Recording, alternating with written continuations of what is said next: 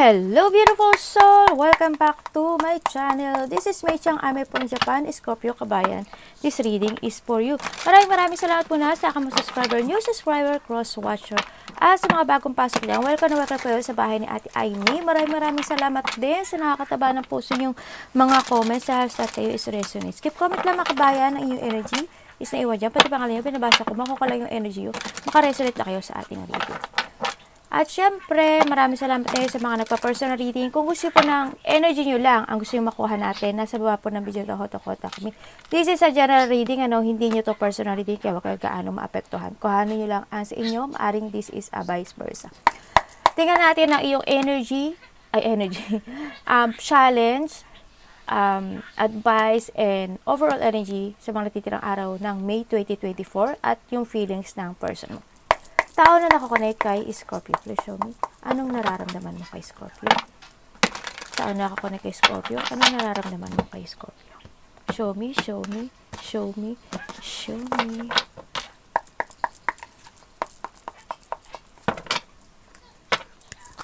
Tao na nakakonect kay Scorpio. Anong nararamdaman mo kay Scorpio? The Five of Pentacles. At ano naman ang iyong intention kay Scorpio? The High Priestess. What is your behavior toward Scorpio? Eight of Cups. Scorpio, anong nararamdaman mo sa tao na to? Ma-explain natin yan isa-isa, no? And the Page of Wands. Wow. Ano po ang challenge ni Scorpio sa mga natitirang araw ng May 2024? The Two of Swords. Advice po para kay Scorpio sa mga natitirang araw ng May 2024. Universe, ano pong pwede nyo i-advise kay Scorpio? Please show me. Advice po para kay Scorpio. Salamat po. The Three of Swords. Overall energy ni Scorpio. Please show me. Uy, dalawa. The Ten of Cups and the Knight of Pentacles. Okay. Bakit Five of Pentacles ang nagkaroon ng changes sa inyong relationship? Bakit Five of Pentacles ang nararamdaman mo kay Scorpio? Tao na lang ako rin kay Scorpio. Bakit?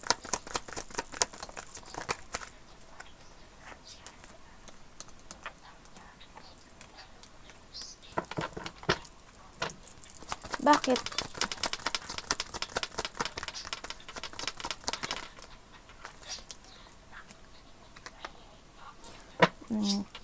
Okay.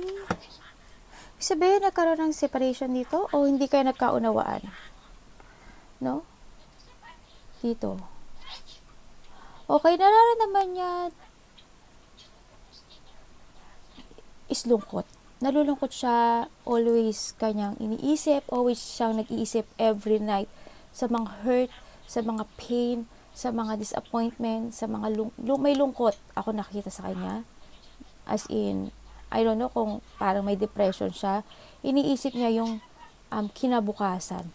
Maaring dito sa situation na to, nagkaroon ng hindi pagkakaunawaan o nagkaroon ng mga pagtataksil o pagsisinungaling man yan. Maaring iba dito is related kayo sa tatay nyo. Related kayo sa magulang nyo or sa karelasyon nyo to. No? Maaring itong situation na to, handuin yung nararamdaman niya, yung lungkot.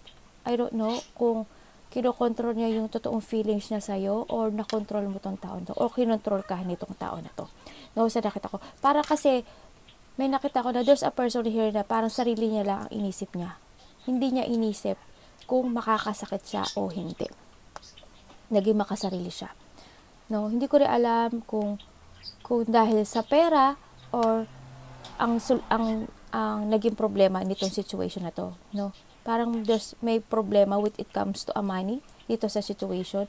They feel rejected and they feel na unblessed sa nakita ko dito. They feel left out in the cold. Tsaka handun yung parang nagkaroon ng mga rejection when it comes dito? Nagkaroon ba ng separation? Parang ganun nakita ko.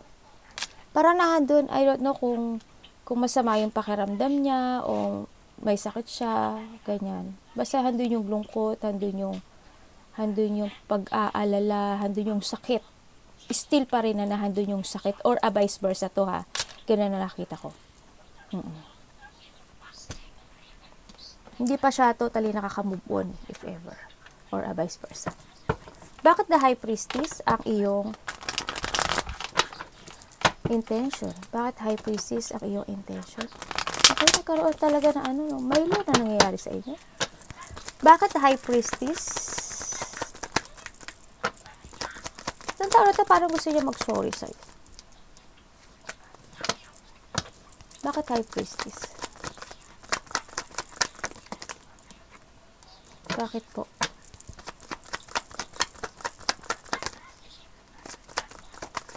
Okay.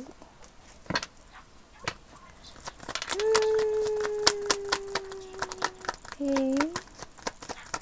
Napapabutong hininga ako dito Okay. Thank you po.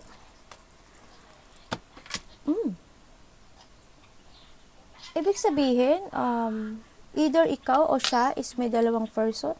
Parang nakikita ko. There's a two person. May tao dito ako nakikita na babaero, lalakero, ganyan. Tao na hot temper. Minsan galit, minsan hindi. No? Nakita ko dito, handun yung pag-iisip every night. Handun yung intention niya. I don't know why, kung bakit parang hindi niya sinabi sa'yo ang lahat. Parang naglihim itong tao na to sa'yo. No? Sa nakita ko dito. Hindi ko alam kung may ibang tao pang involved dito sa situation na bubulol nyo. Kasi, handun yung meron siyang situation ngayon na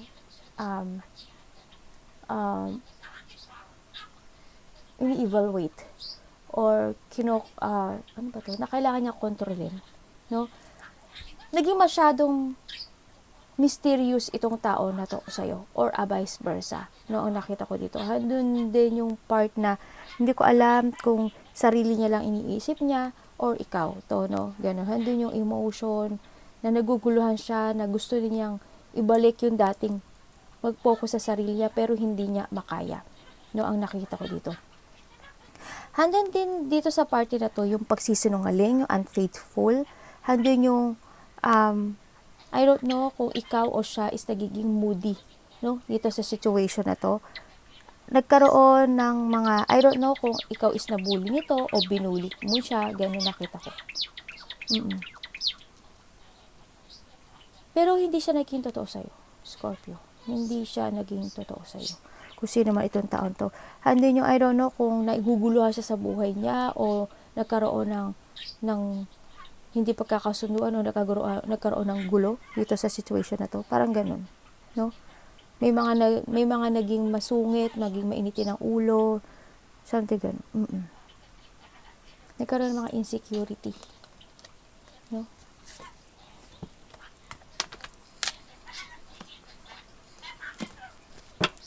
Bakit po 8 of Cups? Bakit 8 of Cups ang behavior toward dito? Kay Scorpio. Bakit 8 of Cups?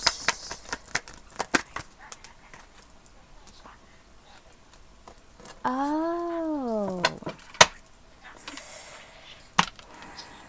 Okay. Okay, karoon ng third party. Okay, either ikaw or siya ang lumayo dito sa sitwasyon na to, no? Okay, ibig sabihin, lumayo ang isa sa inyo kasi hindi man kayo nagkahiwalay o lumayo lang yung loob, maaring ganun. Mas pinili nung isa yung ikasisiya niya sa buhay niya. Yung naging makasarili siya, actually. Kasi, I don't know why, siguro handun yung wala na yung love niya napunta na sa iba, tapos yung handun yung, maaring itong person na to, naging matagal kayo, no? Huwag mo i-resonate lang to sa relationship mo, maaring related to sa tatay mo, nanay mo, ganyan, yung ganun. And then nakikita ko doon na maaring ito o ikaw ang umalis kasi may piniling iba, no, sa nakita ko dito. Naging matagal kayo nitong tao na to, maaring nagkaroon ng third party, na wala na yung love. Andoon na yung napunta na yung love sa iba. And then, siguro itong tao na to is naging narcissist sa nakita ko dito. And may isa ako nakita dito na nagtry siya ng panibagong destination niya sa buhay to make a new beginning sa buhay niya. No? Mas nagtry siya siguro sa naiisip niya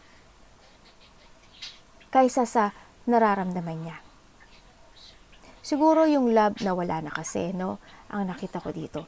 Karoon kasi dito sa situation na to, na maybe you or ikaw, nagkaroon ng mga paniling lang or ito yung tao na hindi pwede siya pagkatiwalaan sa nakita ko dito, no?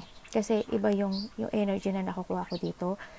Maaring ikaw, lumayo ka dito sa tao na to kasi or lilayo mo muna yung loob mo dito kasi parang you feel naliling lang kanya o nagsisinungaling siya. O kaya naman, if ever na ikaw ito, nakita ko sa'yo na nililing lang mo yung sarili mo,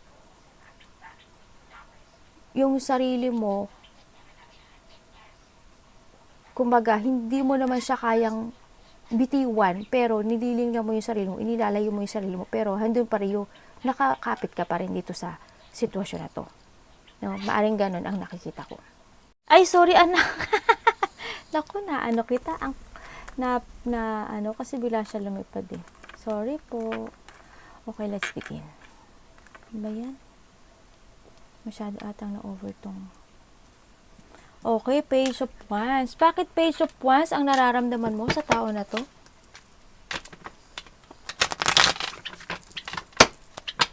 Bakit Page of Wands ang nararamdaman mo, Scorpio, sa tao na to?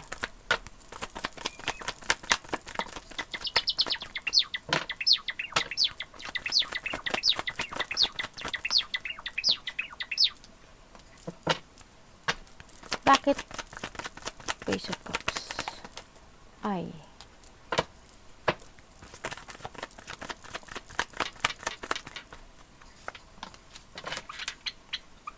Okay. Ang nararamdaman mo sa tao na nagkaroon talaga ng distraction o nagkaroon ng mali. Ang nararamdaman mo sa tao na to, siya yung tao na immature. No, immature siya mag-isip. Iniisip niya lang yung sarili niya, yung kaligayahan niya, yung kinabukasan niya. Siya yung tao na nagbigay sa'yo ng anxiety, ng hindi maganda or gulo, no, na handun yung nagkaroon na siya yung tao na walang pakialam, kumbaga. And then nagbigay sa inyo ng mga sa'yo ng burnout, ganyan, no, o ng stress, ng mga problema. Yan, tao na mapaglaro, tao na player, tao na mabaero lakero, tao na hindi talaga totally serious when it comes to sa inyo, sa nakita ko, no? Kasi more on self lang niya ang iniisip niya. So, yung tao na maaring i-withdraw kayo o umalis yung tao na to, ganyan, no? Ang nakita ko kasi dahil para sa kanyang kagustuhan kagustuhan sa buhay. Yun. And then, sa nakita ko rin na ikaw rin na burnout ka, no? Nagkaroon ka ng stress, na-stress ka, nagkaroon ka ng chronic stress. Nakita kong gano'n na nakita ko rin sa'yo na parang nag-isip ka na parang nagmuni-muni or nandun yung pag-iisip every night ako nakikita sa'yo. Paano ba muling maging masaya? Paano ba muling mag-umpisa? Paano ba ako muling mag-umpisa at gusto kong sundin yung fashion ko, yung gusto ko, yung pangarap ko. No, kasi handun yung sa part na ngayon na wala ka sa ngayon no? Sa nakita ko, handun yung pagiging mahina. I don't know, parang hindi ko alam kung may sakit ka or magkakasakit ka or may taong may sakit. No, handun yung kung saan ka lang ngayon, sa ngayon, dalhin ng yung emotions, handun ka sa nakita ko ngayon. Pinag-iisipan mo naman every night paano muling maging masigla, paano muling pagbago o ma-enlighten o paano magkaroon ng kalayaan when it comes to yourself, or magkaroon ng recovery, or magkaroon ng bagong bukas, no, o hope ang nakikita ko dito. Pero ang sinasabi dito, alam mo,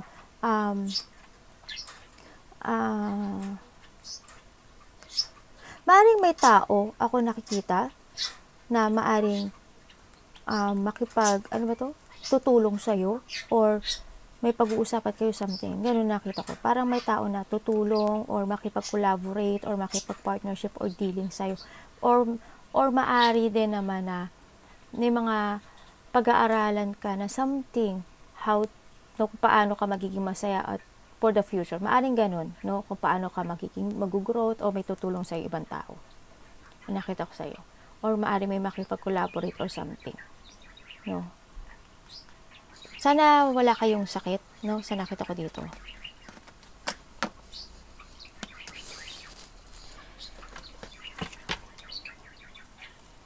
Tingnan natin. Bakit po 2 of Swords ang challenge ni Scorpio, no?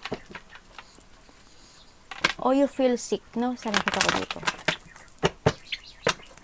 2 of Swords. Bakit 2 of Swords ang challenge ni Scorpio sa mga natitirang araw ng May 2024? Please show me.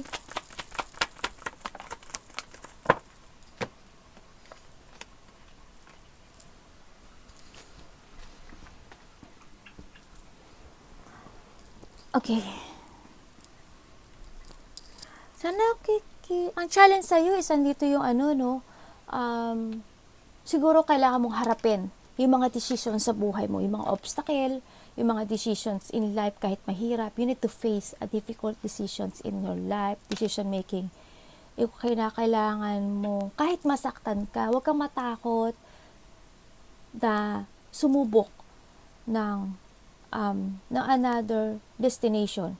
Kasi nandito yung sa part na nakikita ko sa'yo, maaring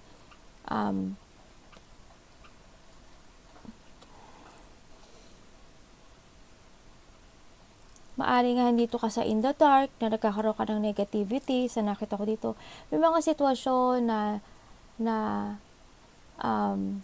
gusto mong mag-cross road, pero or mag-try ng ibang situation, o mag-try ng ibang path, pero hando yung naghihintay ka ng sign, or may hinihintay ka, sa nakita ko dito.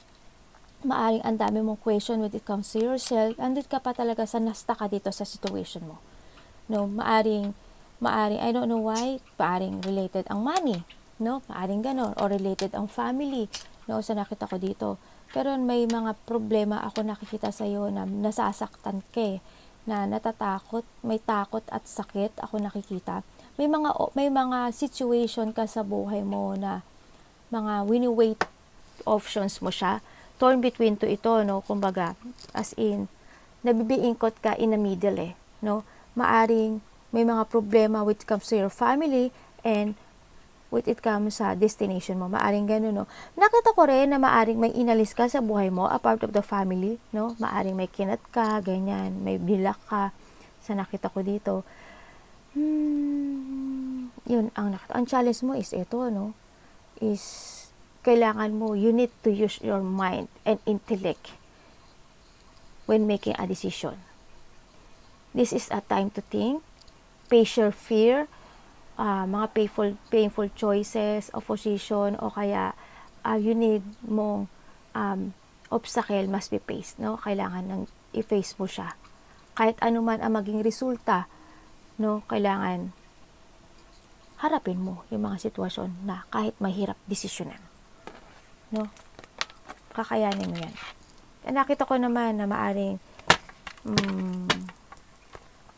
may tumulong sa'yo, a part of the family. It comes dito sa situation mo. Kung ikaw is may problema sa money, may problema sa family, or may problema sa relationship, o sa trabaho, ganyan. Yan, maaring may tumulong sa'yo. Bakit 3 of Swords po ang iyong advice, universe?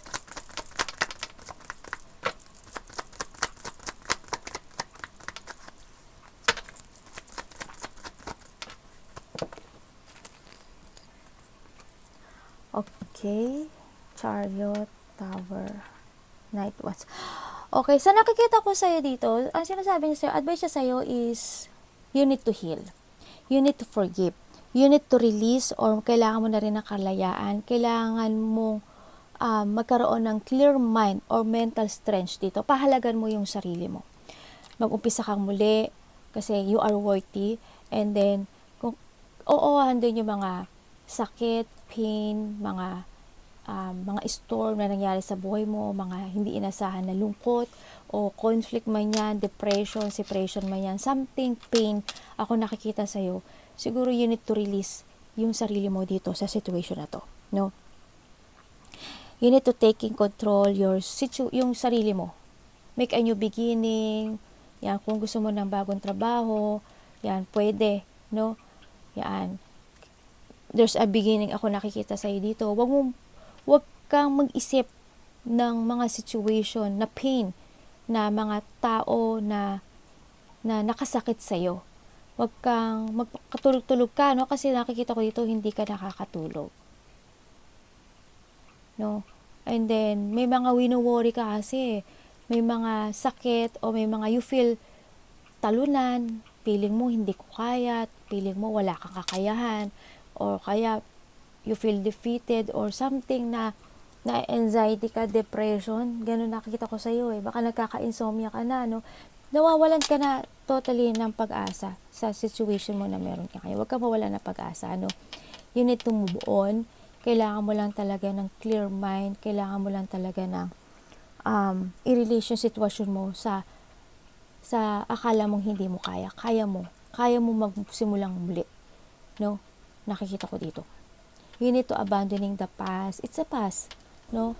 Nagkaroon siguro ng mga revelation or nagkaroon siguro ng mga distraction when it comes to a foundation, family, or when it comes to yourself. Maring nagkaroon ka ng mga kaalaman when it comes to yourself na yung kakayahan mo, ganyan. O kaya sa family mo, ganyan, nakita ko dito, o sa trabaho mo, o yung mga situation mo dito. Pahalagahan mo raw yung sarili mo, ang sinasabi dito, no? Or if you want na mag-manifest ka, kailangan mo rin na i-share yung mga problema mo na nararamdaman sa malalapit sa puso mo, lalo na yung family mo, no? Na kailangan mo mag-getting over itong mga sakit na nakikita ko sa iyo. You need to release the pain, no? Kailangan na rin ng forgiveness, kailangan ng healing or recovery, or you need to accept yung mga nangyari or mga nangyayari, no? Ganon. Kung kailangan mo ng tulong, handyan yung malalapit sa puso mo, lalo na yung family mo. Hindi ka nag-iisa. Okay? Tatagan mo yung sarili mo. Bakit po Ten of Cups and the Nine of Pentacles ang energy po ng Scorpio? Ten of Cups and the Nine of Pentacles. Why? Bakit po?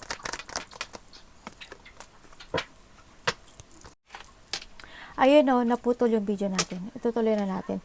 And syempre, the overall energy is handa talaga yung lungkot, handa yung hindi nagkasundo yung mga family o yung relationship nyo.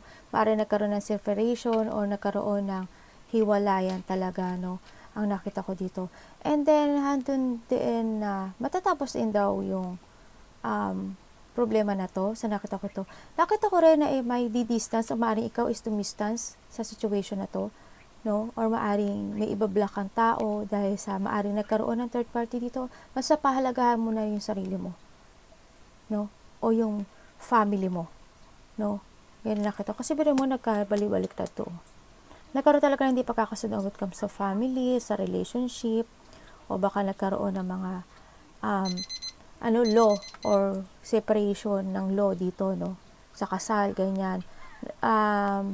Talagang mas overall mo is pahalagahan mo ngayon yung meron ka sa ngayon, family mo, kung ano yung natira sa'yo, no? Yun. I-distance mo yung sarili mo sa mga tao, sa tao na nagwasak ng iyong happiness o ng sa family happiness mo, sa sarili mo o sa family mo, no? You need to put boundaries, and then andun yung pagdidepensa when it comes to your family, when it comes to yourself, and protect, no? Nakita ko dito. Yan. And you need to stand up for your beliefs. Panindigan mo yung gusto mong panindigan. Hanapin mo yung talagang situation na magiging masaya ka at magkakaroon ng fulfillment, enjoy sa'yo sa nakita ko dito. Huwag kang matakot na mag-try ng another path or mag-try o harapin yung mga sitwasyon na ang hirap desisyonan. Harapin mo yun.